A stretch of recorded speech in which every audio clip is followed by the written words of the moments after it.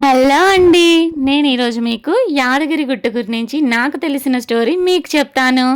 అలాగే నా ఏటీఎం 1009 ఛానల్‌ని లైక్, షేర్ అండ్ సబ్స్క్రైబ్ చేయండి. యాదగిరి లక్ష్మీ నారసింహస్వామి దేవాలయం యాదాద్రి భువనగిరి జిల్లా యాదగిరిగుట్ట మండలం ఎత్తైన గుట్టపై ఉన్న ఆలయం. ఇది తెలంగాణలోని ముఖ్యమైన ఆలయాలలో ఒకటి. స్థల పురాణం. ఋష్యశృంగ మహర్షి శాంతల పుత్రుడు యాద మహర్షి. ఈయన చిన్నతనం నుంచే హరిభక్తుడు. ఈయన ఆంజనేయ స్వామి సలహా మీద ప్రస్తుతం యాదగిరిగుట్టగా పిలువబడుతున్న ప్రదేశంలో చాలా కాలం తపస్సు చేశారు. అప్పుడు ఒక రాక్షసుడు ఆహార అన్వేషణలో అటుగా వచ్చి నిశ్చల తపస్సులో ఉన్న ఈ ఋషిని చూసి తినబోయాడు. ఆ విషయం తపస్సులో ఉన్న ఋషికి తెలియదు గాని ఆయన ఎవరి గురించి అయితే తపస్సు చేస్తున్నాడో ఆ హరికి తెలిసింది. ఆయన సుదర్శన చక్రం వచ్చి ఆ రాక్షసుని సంహరించింది. అది చూసిన ఋషి ఆ సుదర్శన చక్రాన్ని పలు విధాలుగా ప్రార్థించి భక్తులకు ఏ విధమైన బాధలు కలగకుండా దుష్ట సంహారం చేస్తే అక్కడే ఉండిపోమని కోరగా ఆ సుదర్శనము అనంతకాలంలోనే అక్కడ వెలవబోతున్న లక్ష్మీ నారసింహస్వామి ఆలయ శిఖరాన్న షట్కోణ ఆకారంలో వెలిసి స్వామి దర్శనానికి వచ్చే భక్తులను సదా కాపాడుతూ ఉంటానని వరమిచ్చి అంతర్ధానం అయ్యింది. తరువాత యాద మహర్షి తన తపస్సుని కొనసాగించాడు. ఆయన తపస్సుకు మెచ్చి నారసింహస్వామి ప్రత్యక్షమయ్యాడు. యాద మహర్షి కోరిక మీద అక్కడ లక్ష్మీ నారసింహస్వామి వెలిశాడు.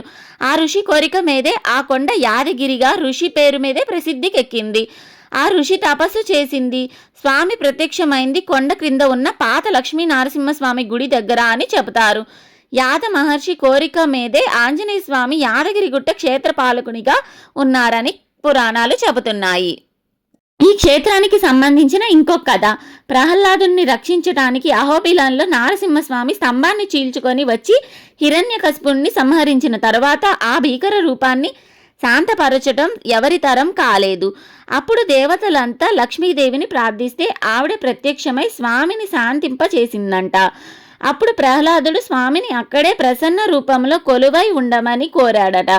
అయితే స్వామి అతి భీకర రూపంలో దర్శనమిచ్చిన ఆ ప్రదేశంలో శాంతి రూపంలో కొలువై ఉండటం లోక విరుద్ధమని అక్కడ సమీపంలో ఉన్న యాదగిరిలో శ్రీ లక్ష్మీ నరసింహస్వామి అచ్చమూర్తులుగా లోక కళ్యాణార్థం కొలువై తీరుతానని బయలుదేరారు. లక్ష్మీ సమేతుడైన కొండపై గల గుహలో వెలిశారు. ఆయన వెంటే ప్రహ్లాదుడు సకల దేవతలు వచ్చి ఆయనతో పాటు ఇక్కడే కొలువు తీరి స్వామిని సేవించారని ఒక పురాణ గాథ ఉంది. రాక్షసుడు సంహారం చేసి లోక కళ్యాణం చేశారని సంతోషంతో స్వామి వారి కాళ్ళను బ్రహ్మదేవుడు ఆకాశగంగతో కడిగారట. ఆ ఆకాశగంగ లోయల నుంచి పారి విష్ణు పుష్కరిణిలోకి చేరింది. ఈ పుష్కరిణికి కూడా చాలా ప్రాముఖ్యత ఉంది. ఇందులో స్నానం చేసి స్వామి వారిని సేవిస్తే సకల కోరికలు తీరుతాయని, ఇక్కడ పితృకార్యాలు చేస్తే పితృదేవతలు తరిస్తారని ఒక కథ ఉంది.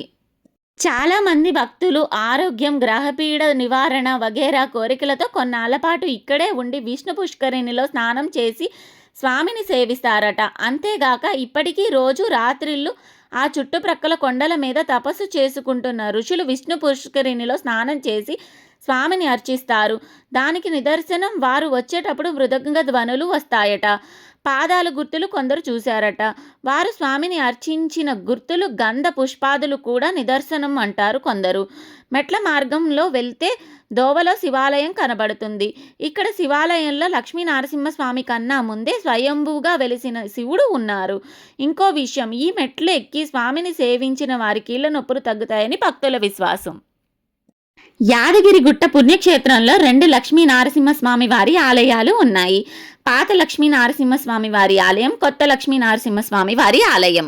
మరొక కథనం ప్రకారం లక్ష్మీ నరసింహస్వామి వారు మొదట పాత లక్ష్మీ నరసింహస్వామి ఆలయంలో వెలసి తర్వాత కొత్త నరసింహస్వామి వారి ఆలయంకు గుర్రము మీద వెళ్ళేవారు.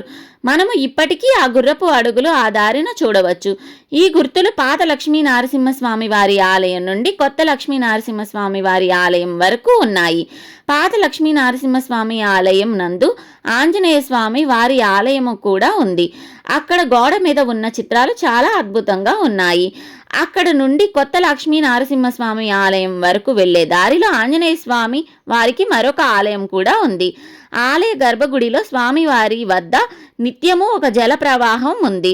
ఆ జలపంతోనే నిత్యము స్వామివారిని అభిషేకం చేస్తారు.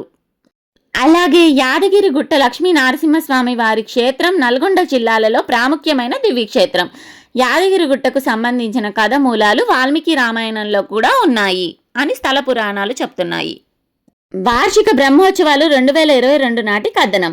యాదాద్రి శ్రీ లక్ష్మీ నరసింహస్వామి వారి వార్షిక బ్రహ్మోత్సవాలు 2022 మార్చి 4వ తేదీ నుంచి 14 వరకు 10 రోజుల పాటు వైభవంగా జరిగాయి.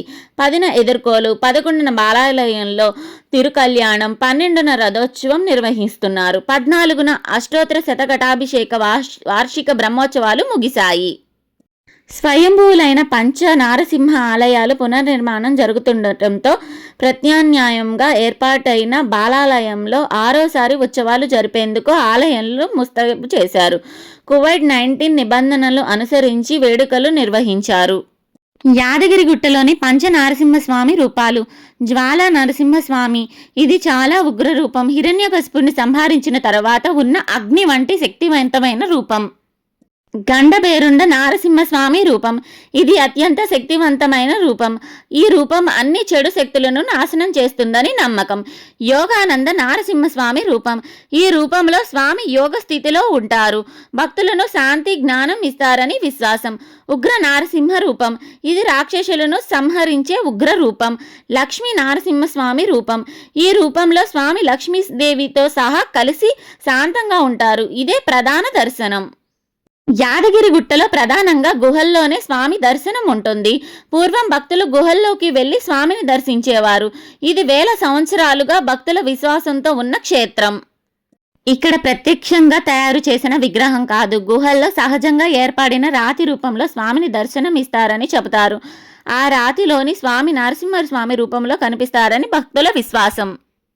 పురాణాల ప్రకారం ఈ క్షేత్రం వేల సంవత్సరాల పాతది.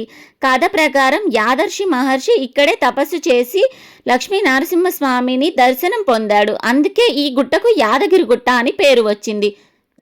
చారిత్రక ఆధారాలు. చారిత్రకారుల ప్రకారం ఆలయ నిర్మాణం సుమారు 800 నుంచి 1000 సంవత్సరాల క్రితం ప్రారంభమైందని భావిస్తారు. తర్వాత వివిధ రాజవంశీయులు ఆలయాన్ని అభివృద్ధి చేశారు. ఇటీవల ఆలయాన్ని పూర్తిగా పునర్నిర్మించి అద్భుతంగా తీర్చిదిద్దారు.